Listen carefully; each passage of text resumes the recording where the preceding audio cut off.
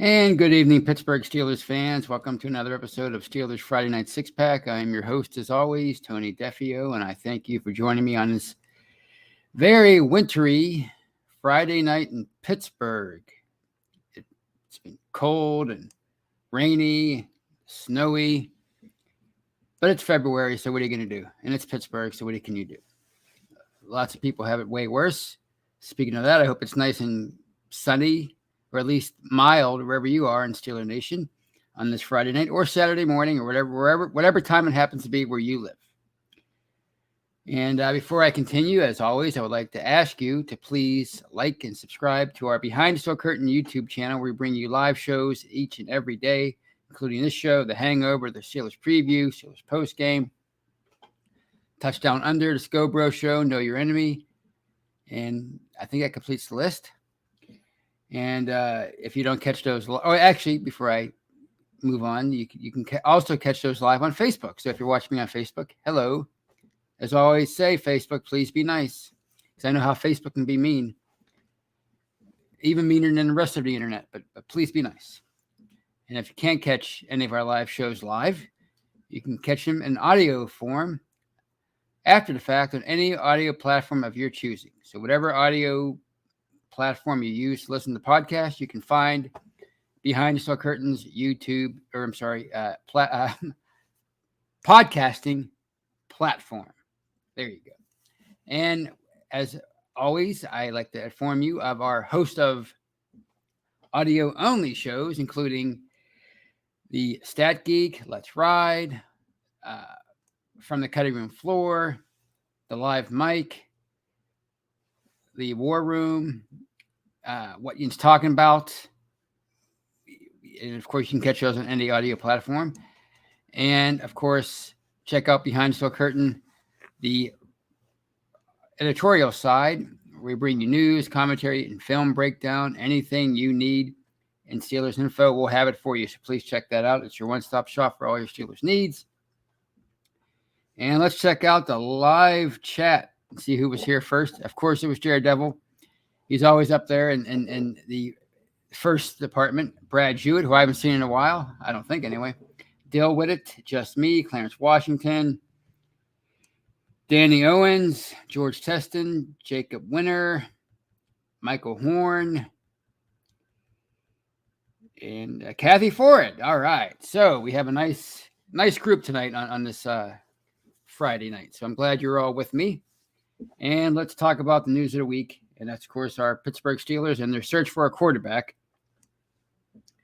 And the speculation began. Well, it's been hot since even way before Ben Roethlisberger retired, but it's really starting to ramp up now that the Steelers season has been over for a few weeks. And the speculation began to run wild, brother, last week, or I guess this week still, at the Senior Bowl in Mobile, Alabama, where everybody, it seems, in the Steelers organization descended upon Mobile to take in a week's worth of practices and talk to these players, watch these players, evaluate these players. Specifically, it would seem to be the quarterback spot, which makes sense since it's the first time in 18 years that they may have to use a first-round pick on a quarterback. They're certainly going to have to make a major decision on the quarterback spot in 2022. So you have to do your due diligence in every facet, and that starts with the draft. And they seem to be pretty smitten with Malik Willis from Liberty, which I didn't know a whole lot about prior to this week. But then again, I don't usually pay a whole lot of attention to the draft until maybe early March. I just kind of like to decompress after the season's over. But this year, it's special circumstances with the quarterback thing. So I started to pay attention to Malik Willis, and I'm intrigued, as are the Steelers, it would appear, specifically Tomlin, who seemed to be really, according to reports, really enamored with Willis and his abilities, his arm strength, his athletic ability. He reportedly runs a sub 4.40. So who does that remind you of? Lamar Jackson.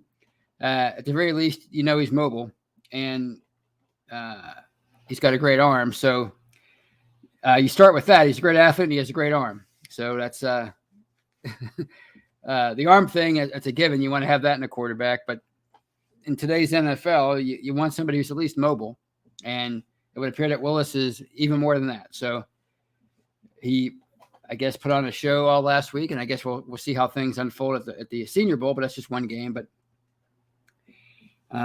they seem to be really impressed with him, and I think they raised his draft stock to the point where they're probably not going to be able to draft him, to be honest. I mean, at number 20, that's usually how these things work with these quarterbacks. You can complain, you can talk about all you want about how this quarterback class or that quarterback class is weaker than previous classes or future classes, but it seems like need drives their stock up every year. I don't care who it is, what year it is. These quarterbacks tend to be drafted higher than maybe they would be otherwise, and it would appear that Malik Willis now has a chance to go much higher than 20th.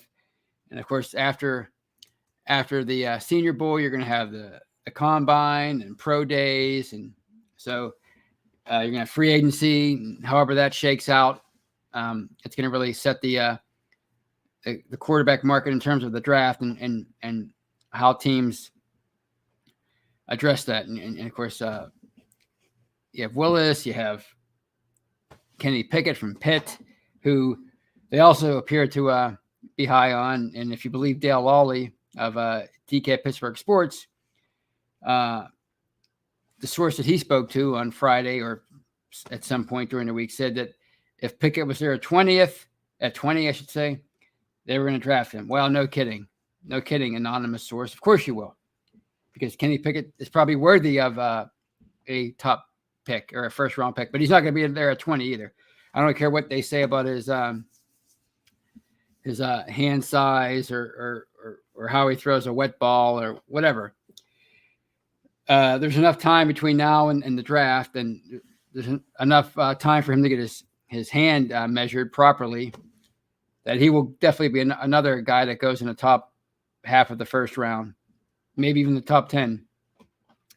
And you throw in guys like Matt Corral from Ole Miss, or Matt Corral, however you say his last name, who isn't even at the Senior Bowl because he's not a senior. Carson Strong, and I can name a few others, Sam Howell. So I almost guarantee you, when you got teams like the Broncos, the Panthers, the Saints, the Washington Commanders, I guess now. In addition to Pittsburgh, all these teams have questions at the quarterback spot, and they're going to want to address them. Whether they do in the draft or free agency, that remains to be seen. But if they don't address them in free agency, you could almost bet that a few of these teams are going to address them in the draft with a number one pick. So I doubt the Steelers are going to have a shot at Willis, although I'm very intrigued by him now that I've watched not his tape. I'm not one of those tape watchers because I watch his YouTube highlights, and he's impressive, but they're all impressive in highlights, right? I mean, that's why they call them highlights. But I'm intrigued by him. They're not going to be able to get him. They're probably not going to be able to draft Kenny Pickett either, provided they stay put at 20 with either one of those guys. Now, these other quarterbacks like Ritter, Corral, Sam Howell, they might have a shot at him. Carson Strong, they might have a shot at least one of those guys. And if they do have a shot at one of those guys and they feel like they can do something with him, if they feel strongly about whichever quarterback or quarterbacks happen to be there at 20, then in my opinion, they have to draft him. I'm not saying they have to draft the quarterback for the sake of drafting a quarterback. That would be a mistake. But if they feel strongly about somebody, if they feel like as an organization, they can take this player and develop him, whether it's in year 1 or year 3 or whatever, and turn him into something really good as far as a quarterback, then you have to do it. The draft process being what it is, and the zest for the draft being what it is, and we know how insatiable everyone's appetite seems to be for the draft every year. There's so many people out there with opinions on this draft class, the 2022 draft class. And, one thing I don't really like all that much is when people talk in absolutes, but they do that so much with the draft. And there are so many people out there that are convinced that this quarterback crop is not worth bothering with in terms of a first round pick, in terms of trying to find somebody that could be the face of your organization, the future of your team. So don't even bother because it's not going to be worth it. Wait until next year or the year after that. There's always some quarterback class that's better next year. Every year it's the same thing. But my opinion is, again, if you're them, it doesn't matter what we think. The Steelers don't have to worry. They have to live with their own decisions. They can't worry about what the outside voices are saying, because no matter what they do, it's going to be the opinions are going to be divided anyway. So all they can do is worry about how they feel and what they feel they have to do. And if they're sitting there at 20 and they feel like there's somebody there that they can work with and they can do something with, then you have to pull the trigger, because the whole point is not to be right next year or not to be right 2 years from now. It's to be right whenever the earliest opportunity presents itself. So the sooner you can start the clock on your future, and a quarterback is such a huge part of a team's future, then you have to do it. So that's my opinion on this whole quarterback thing. And we're going to talk about it ad nauseum between now and the draft and after the draft. It's everybody's favorite topic. There's no other way around it. And when it comes to social media and podcasts and blogs and everything else, these are unprecedented times for Steelers fans, because they've never had to worry about this kind of thing in the modern era, because Roethlisberger played for so long and he was so great for so long, and then the team never really seriously tried to address the quarterback position. And in my opinion, it was the right thing to do, because I don't think you know my opinion on grooming quarterbacks. I don't think it's not the way to go. People talk about grooming quarterbacks like there's all this evidence that that it works, but it really, more often than not, actually the vast majority of the time, what teams do is they draft somebody in the first round, and if he's not starting right away, he's starting by the midway point or the end of of his first season. That's how you do it. So I'm glad that they waited, and I'm glad they're doing their due diligence at the Senior Bowl, and they're probably going to be doing their due diligence. Actually, I know they're going to be doing their research during the combine, and I'm glad they're taking it seriously, because it's a big deal. And the sooner you find that guy, the better. Now, it doesn't mean that they're gonna go that route this year. Maybe they won't. Maybe they'll sign a veteran. Maybe they'll trade for somebody. They've been linked to Jimmy Garoppolo. Of course, they're being linked to him. They need a quarterback, so he wants traded. He knows that his time in San Francisco is over, and it's the Trey Lance era. So, of course, the Steelers are going to be linked to Jimmy Garoppolo. Does it mean that they're going to wind up making a trade for him? Who knows? But if that's the route they decide to go, then so be it. And I think it'd be a interesting thing in 2022. And if you have a Jimmy Garoppolo or somebody like that, I think you are at least going to be competitive in 2022. I would assume. So that'd be interesting too. They go with Mason Rudolph and Dwayne Haskins, and I think that's gonna be, it might be the least popular thing that they do, but it would certainly make for a great story next year. And I love the story. So those are my thoughts on the draft and what the Steelers might do. And of course, I'm sure we'll be talking about this next week and on Monday on the Hangover, and maybe in 20 minutes when I start answering questions, we'll be talking about it a lot. But those are my thoughts on the quarterback situation. I am really intrigued by Malik Willis, and I think they are so intrigued by him, openly so, that there's no way they're going to be able to draft him. But they probably weren't going to be able to draft him anyway because he was going to catch somebody's eye, and so that's the first true, in my opinion, the first huge off-season event when it comes to the Steelers in their search for a new quarterback. And again, it'll heat up again at the combine, and then once free agency kicks in, there'll be probably a lot of rumors that they're going to sign a veteran or trade for one. So the Senior Bowl was the first big deal, which, I mean, how often do you really pay attention to the Senior Bowl? But this year it's different because of the situation with the Steelers. And I mean, according to Twitter, you saw so many different reporters traveling down to Mobile to take in these proceedings. It's really, really amazing. And that kind of brings up another point is, and I talk about this all the time. I talk about this every year. Actually, I probably write an article about it every year, but it never ceases to be true. And that's the fact that the NFL has us in the palm of its hand all year round. And I mean, gosh, they were talking about the Senior Bowl so much this week, and talking about what these players were doing in practice, that I forgot it was the Senior Bowl and thought it was the combine. I'm not even kidding.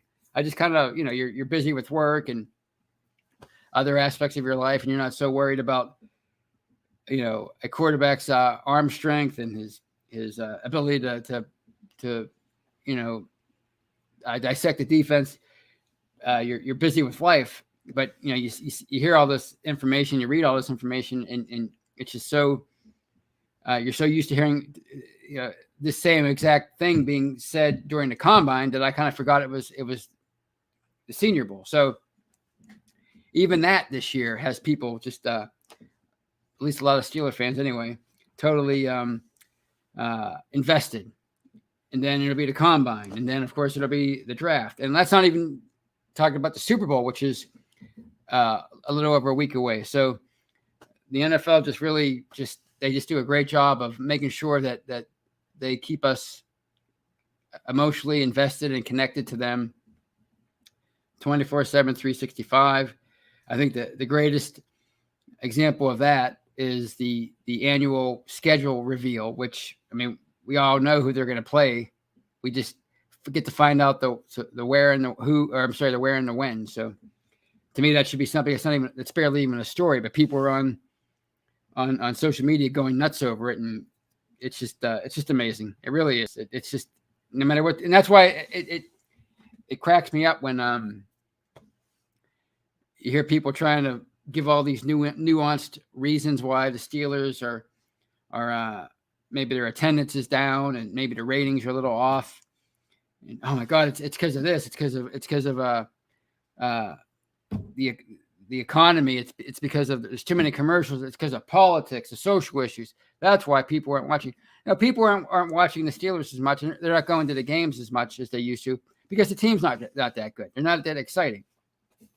I think most rational and logical and smart football fans, they can look at the Steelers and then look at the Chiefs and the Bills and the 49ers and, of course, the Bengals and the Rams, the teams that are actually in the Super Bowl. They can look at those teams and easily see that, the Steelers are right here, maybe even down here, and all these other teams are up here, and the actual the possibility of being a serious contender is a pipe dream. So I think that's the biggest issue. And I've talked about this before on the show. This reminds me a lot of Chuck Noll's last year, 30 years ago, his last years as head coach. And people kind of holding on to that first Super Bowl era, and he was the last link to it. And in this case, they were kind of holding on to that second Super Bowl era, and Ben Roethlisberger was the last remaining link to that, and even though people were holding on to the past, they could probably clearly, at least if not with their eyes, definitely with their or not with their heart, definitely with their eyes, see that the time had come to move on to a new era, and they were kind of stuck in they were just kind of treading water. So I think if you look at how people are, how invested they are in stuff, it's not even football. It's not even actual football being played, like the Senior Bowl, even though it's football, but you know what I mean? It's not really anything to do with the Steelers. It's talent evaluation and the scheduling and all that stuff. When you see how invested people are with that and how emotionally invested they are and how emotional they get about that stuff, to me, it's laughable to suggest that the NFL is in any kind of trouble. It's not an NFL problem. It's a Steeler problem. And once they get their house in order, once they get some new and exciting and talented players, specifically a quarterback, under the roof again, and they start performing at a certain level on the field, and they start producing the results that you want to see, then the attendance will take care of itself, and the ratings will improve. I mean, my gosh, I follow so many Steeler fans on Twitter that aren't from Pittsburgh, and these people, like, I don't know how many times throughout the season they booked flights, they spent all this cash coming to Pittsburgh to watch games and then going back home. I mean, that has to be like, for some people, that's a once in a lifetime thing, and a lot of these people were doing it 3 or 4 times. So the passion for the team is still there. It's just that locally, perhaps, you can kind of sense that maybe it's not. That the civic pride just isn't there right now in this football team, because we can all kind of, I think the closer you are to something, the more you can kind of get a feel for how things are going. And like I said before, you just don't feel that excitement for this team because you just know it's not really that great, and they have some work to do and some holes to fill and some questions that need to be answered. So again, once they take care of that, and bring some fresh blood in here, then things will rebound. So, all right.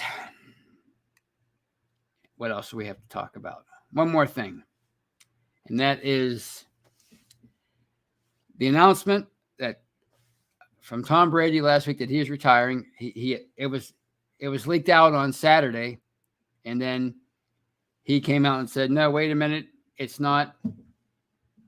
I haven't decided yet. These rumors are not official. I don't know where it came from, but I have not decided on my future yet." And then, of course, a couple of days later, he officially retired after 22 seasons. So Tom Brady retired just a few days after Ben Roethlisberger announced his retirement. And even before it became official last Saturday, people were just beside themselves. When I say people, I mean Twitter, which are people. And because they think that Tom Brady, first of all, they thought that his announcement overshadowed Ben's, which, I mean, if you looked at how both of those things unfolded, Ben Roethlisberger's was poignant. It was touching, and he heard from so many people around the football world, around the world, celebrities, politicians, you name it, fans, of course, offering him the best of luck in retirement and congratulating him on a great career. Brady's, on the other hand, it was botched completely. Obviously, the rumors. I'm sorry, the fact that it was leaked early before he wanted to be leaked. That was not a good look. And then when he did officially make it official, he did it on Instagram or whatever, and he didn't even mention the Patriots, the team that he spent the vast majority of his career with. And this upset a lot of Patriots fans, I know, because I have a good friend who's a Patriots fan, and he was beside himself over it. And apparently Robert Kraft, the owner, was mad and offended, and I can see why. Obviously, imagine if Ben went and played for another team for a year and then retired and didn't mention the Steelers. We'd all be so darn angry. We still can't get over the fact that Terry Bradshaw didn't ask anybody from the Steelers to present him in the Hall of Fame 33 years ago. So obviously it's a big deal. So Tom Brady's retirement did not overshadow Ben's. Maybe it did in an infamous kind of way, but when it came to how things were handled, Big Ben's was so much better. So, and that's not me being a Steelers fan. It's actually, if you saw how things unfolded, Ben handled his much better than Brady did, or people who leaked it did. Now, as far as Brady overshadowing Ben when they both get enshrined in Canton in 6 years, I mean, come on. You think that's really going to happen? How can that happen? First of all, a lot of people think that Brady could keep Ben from getting in on the first ballot, which I think is absurd. It's not going to happen. They're both going to get in on the first ballot. And there's precedent for that because Dan Marino and Steve Young both went in on the same ballot. And when Dan Marino retired, he was a god. He was a quarterback god. He was everybody's idol. All these guys like Brady and Manning and those guys, they all, and of course Ben, they all idolized him. So he was the god. Steve Young, even though he won a Super Bowl, he was, probably the one who felt like maybe he was being overshadowed, but that didn't happen. And he got in, and everything was fine. And last year, when all those Steelers went in, Alan Faneca, Troy, Donnie Shell, Bill Nunn,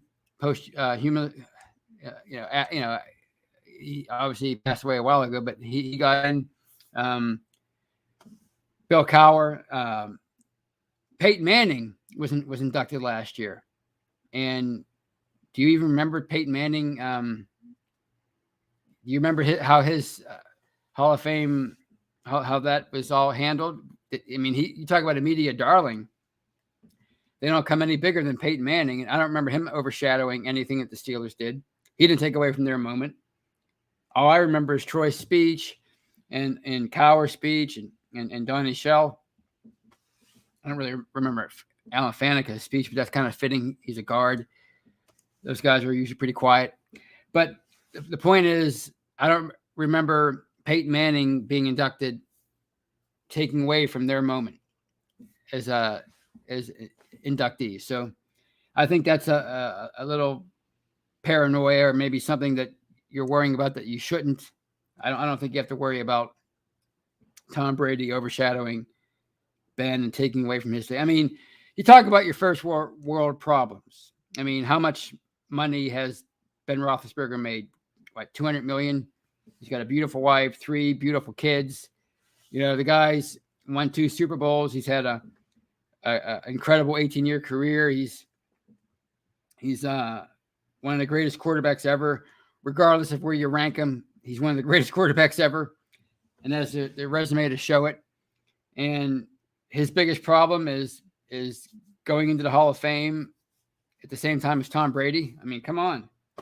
If that's all he has to worry about, that's a pretty charmed life. So, yeah, I don't think he is going to worry about that nearly as much as the fans are worrying about it right now. I think he's gonna enjoy every moment of it. He's gonna soak it all in.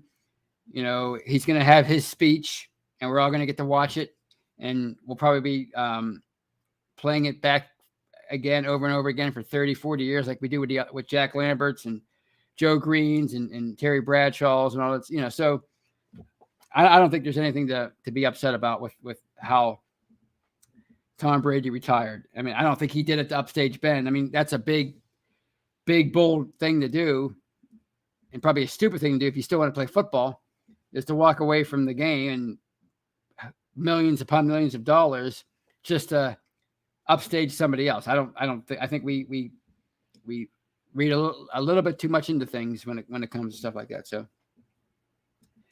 I'm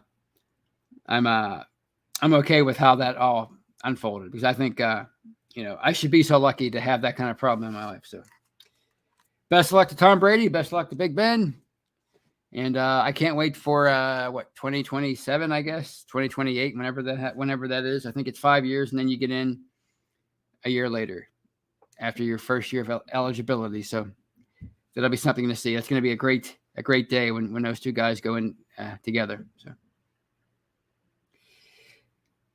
and well, let's see what we have as far as questions and comments. And here's Brad Jewett. And Brady's enshrinement will 100% take over Ben's. Look at the recognition Brady got when he retired versus when Ben did. Ben's praise was a one-night thing. I don't think it was one night. I think Ben had a lot of his retirement basically lasted a month. If you go back to January 3rd, and like when you say overshadow, like is that even a real thing? I mean, they're both going to have their Hall of Fame speech. They're both going to have their moment. They're both going to have a plaque or a bust, I should say. Steeler fans are probably going to outnumber Patriots fans in Canton because they always do. I mean, my gosh, they always, every time a Steeler goes into the Hall of Fame, Steeler fans take over Canton, Ohio. So how can Brady's retirement possibly overshadow Ben's? How can that happen? There's no real way that it can happen. They're not gonna preempt Ben's speech and make it all about Brady. Will they talk about Brady a little bit more? Maybe. I don't know. But as far as us being able to enjoy it as fans, there's nothing that they can do to overshadow Ben's moment. He's going to have his moment. He's going to have a speech. The people are going to cheer for him. The terrible towels are going to be waving in the crowd. He's probably going to break down and cry. So I don't see how that's going to happen. Do you remember any previous Hall of Fame classes other than the Steelers? Do you remember anybody else in the classes that the Steelers weren't inducted? Do you remember when Chuck Noll went in? Do you remember who went in? The other people that went in with him? No, you just remember his speech. You remember anybody that went in with Bradshaw, Blunt, and I think Ham? I think they all went in at the same time. Do you remember anybody else from that class other than those three? No. So it's not going to overshadow Big Ben. I mean, and then I just don't see how that's going to happen. I don't even see that. Doesn't even seem like a real thing to me, unless they cut his mic off because they want to talk about Brady. I just don't see how that's even a real thing. I don't get that concern. And speaking of future Hall of Famers, Aaron Donald, certainly a future Hall of Famer, and his Rams will be taking on the Bengals in the Super Bowl. We haven't talked about that yet. And he says Rams 30, Bengals 13. How about that Super Bowl? Let's talk about that a little bit. I think it's a pretty intriguing matchup. Like I discussed last week, the Rams they got there a certain way. They kind of mortgaged the future. They brought in Matthew Stafford. They traded away all these draft picks, and they're set up to win now. And then whenever this cycle ends, boy, they're going to have a lot of work to do because they're going to have to do it without draft picks, at least unless they go out and trade for a bunch. But the Bengals did it a different way. They built mostly through the draft. They added some key free agents here and there, like Mike Hilton, but mostly they did it through the draft. Obviously Joe Burrow, Jamar Chase, T. Higgins, on and on and on. So it's a pretty intriguing matchup, and I'm looking forward to watching this game. I think it's going to be a good, high-scoring game. I really do. I think I think Joe Burrow's he has a certain it factor. And he has great weapons. I mean, in addition to the it factor, he's a really talented quarterback with some great weapons. Now, the Bengals' offensive line's pretty bad, and that might be the thing that sways the game in LA's favor because Aaron Donald is pretty much unblockable, and I don't know what they're going to do for that. They're probably going to have to double team him. Actually, they are going to double team him. I can't see why they wouldn't. And that's just going to free up other people. And with that line being as bad as, I mean, we saw when they played the Titans and how the Titans confused them. It's just going to be, it could be a pretty ugly day for Joe Burrow. So that might be the thing that sways the game in LA's favor. Plus it's in LA, which I don't think it matters all that much because it's more of a, regardless of where you play the Super Bowl, I mean, the atmosphere is pretty mostly pretty neutral. I think they, enough fans from each team tend to buy up these tickets, unless it's the Steelers or the Cowboys, and then their fans usually dominate. But with these two teams, I can see LA having more fans. Obviously, they're playing in LA, but I could see a lot of Bengals fans showing up to this. I mean, it's the first time for them in 30 some years, so I can certainly see these hungry for a winner Bengals fans making the trip en masse and representing the Bengals pretty well. So, but I give the edge to the Rams because I think they're more of a veteran team. Matthew Stafford's he's been around forever. He's thrown for 45,000 yards. I mean, he never got it in Detroit, but who has? So, but I mean, this is really a career renaissance for him. I mean, he's kind of like a modern day Jim Plunkett in that regard, although far more accomplished than Plunkett was when he finally got it together in the early 80s with the Raiders. But still, it's kind of like a similar story.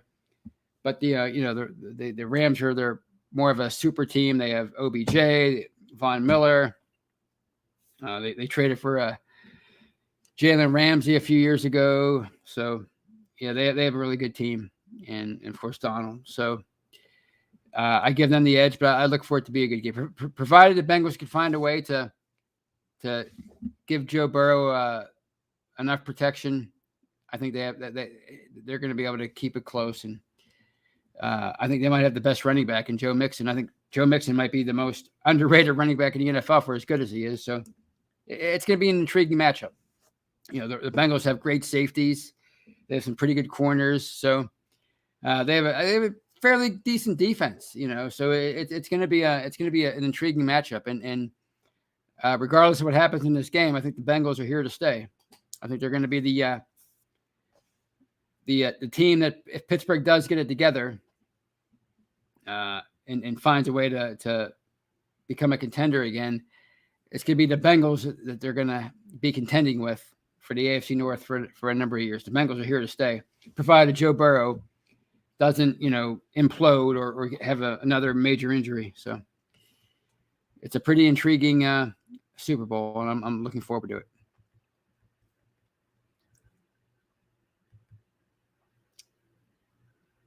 This is from Cecil Music, which says of Tom Brady, if Brady didn't have the wife and kids, I believe he truly would have played till he was 50. That's what he always said he wanted to do. And part of me thinks he could have done it. Like that friend of mine that I mentioned earlier, that it's the Patriots fan. I was talking to him on Facebook last week, and I said, Steelers fans are pretty upset that Brady retired right after Ben did, and it's going to overshadow him as far as they're concerned. And he said, and I don't know if he was talking smack or not, but he said, would they rather have him stay and continue to win?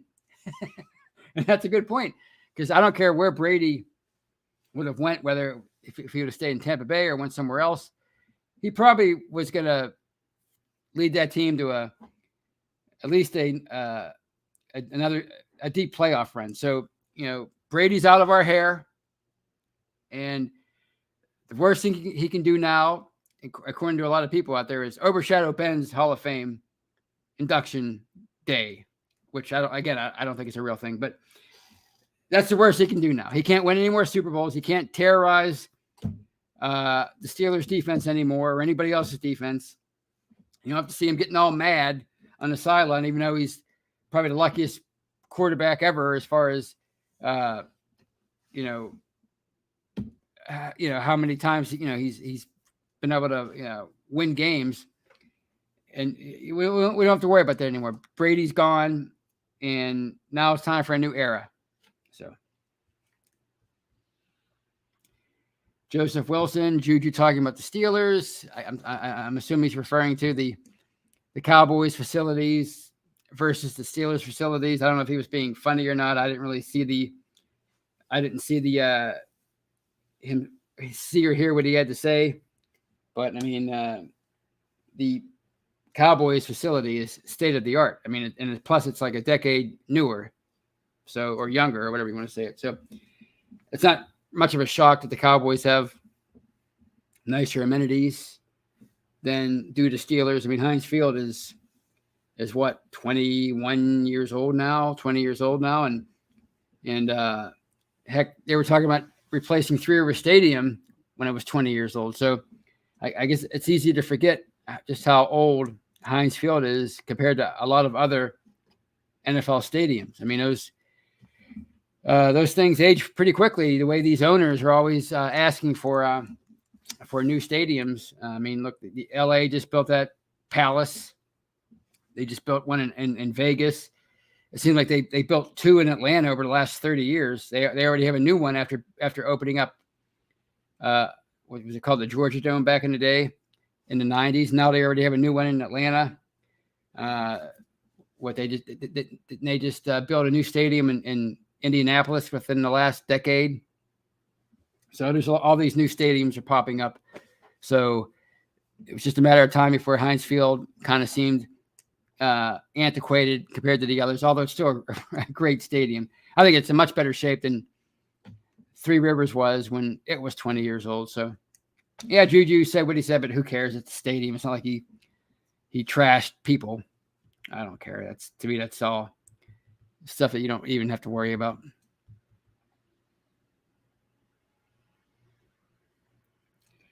This is Brad Jewett. You just said no one remembered Fanica's and everyone remembered Troy's. Same thing is going to happen when Ben gets in.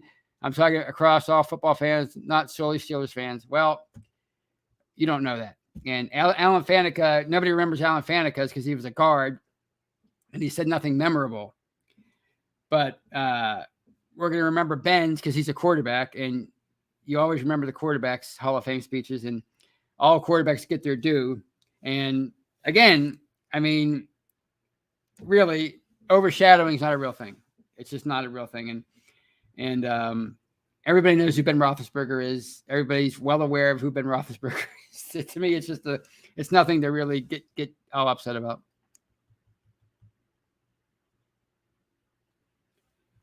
And there's this Steelers Nation 412. You see rumors how we might draft an extra running back in April? Of course you see those rumors, but they're going to draft one probably in the middle of the draft, but it doesn't mean any, it's not like they're going to draft anybody with a premium pick. They might draft one they always draft running backs or bring guys in. They're going to bring people in. It happens every year. It's a position with a high turnover rate, high attrition rate. So they're probably going to draft another running back. It doesn't mean anything when it comes to Najee Harris. He's the guy. He's the man. And you know how Mike Tomlin is. No matter who's behind his starter at running back, he's going to run that starter till the wheels fall off. So to me, that's just, a rumor. It's a rumor about a guy that they're going to draft in the fourth round. Is that really a tasty rumor? So.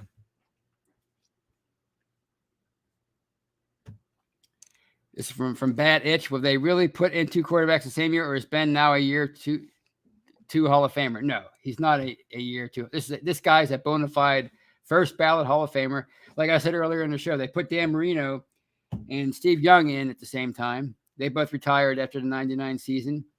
And between them, they had one Super Bowl. And Dan Marino had none, obviously. So they both went in at the same time. Believe me, Ben and Brady are going to go in at the same time. People say, what about Eli Manning? Well, Eli Manning retired last year, right? His last year was after 2020. Was that right? So he's going to go in and he's going to get in. He's going to go in a year earlier than those two. They're all going to get their due. Phillip Rivers will get in at some point. I think he'll probably be a first ballot Hall of Famer. They're all going to get in on the first ballot. They're not going to leave any of these guys sit and wait. Like what? I think did Eli retire last year or was it the year before? I know Drew Brees retired last year. So if it's Eli and Drew Brees and Phillip Rivers, all three of them are probably going to get in, So it's just how it is. You're not going to keep quarterbacks like that out of the Hall of Fame. If they're first ballot worthy, they're going to get in. I don't care how many quarterbacks are in the same class. Brian Brown asks, I wonder if the crying Bengals lady is getting to go to the Super Bowl. If you don't know who that is, that's that famous scene from that crazy finish to that wild card game a few years ago Levonta's Perfect Pac-Man Jones teamed up to help the Bengals lose. And again, they should have won. And, she was seen crying at the realization that her team lost again in the playoffs. And yes, according to her social media account, she's going to go to the Super Bowl. She found a way to buy tickets and book a flight, and she's going to go to the Super Bowl. And to me, because I mean that was to be for your most famous moment as a person to be you crying in the stands over a football game, that had to be kind of embarrassing. Even though she created a nice platform for herself while with that happening, so good for her. But for her to get to go to the Super Bowl and watch the Bengals play, that's got to be a nice lifelong dream. Obviously, as emotional as she was, it's got to be a lifelong dream for her. Just Me says, Cooper Cupp is from the school I work at and I graduated from. We are so stoked. And that's great. That's awesome. See, there's always stories like that. Just like, Aaron Donald, Tyler Boyd, both from Pittsburgh. There's always those cool little stories with the Super Bowl. That's why I love the Super Bowl so much. John says, hey, Tony, how you doing, John?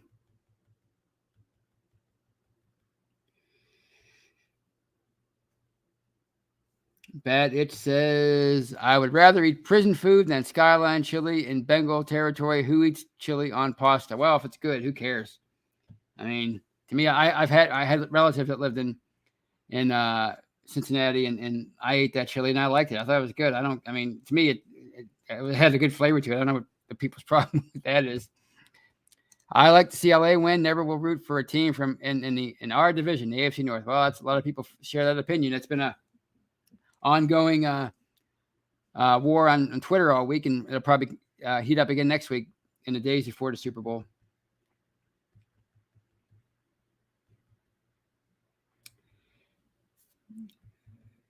Joe Manick says the Browns swept the Bengals. Yeah, they did. I mean, at the end of the day, the Bengals made it to the Super Bowl, so that's really not much of a consolation prize, I think. I don't think. All right. On that note, I think I will call it a night and talk to you guys next week. I hope you have a great weekend. I hope it gets a little milder wherever you are. If it is cold, I hope it gets better for you, just like it's supposed to get a little bit better in Pittsburgh next week. But if you can, enjoy the Pro Bowl. I'm barely going to even pay attention to it. I never do anymore. People talk about the real game of football being flag football. Well, the Pro Bowl was actually flag football. I don't even bother. I watched it, back in 2018. I think it's the last time I watched the Pro Bowl. And they were basically hugging each other instead of tackling. And I was like, I'm never watching this game again. This is a waste of time. So I hope you can enjoy it, but I won't even be paying attention. So other than that, though, I hope you have a great week, and I'll talk to you on Monday on The Hangover with Brian and Shannon White. Until I talk to you again, have a great weekend and go Steelers.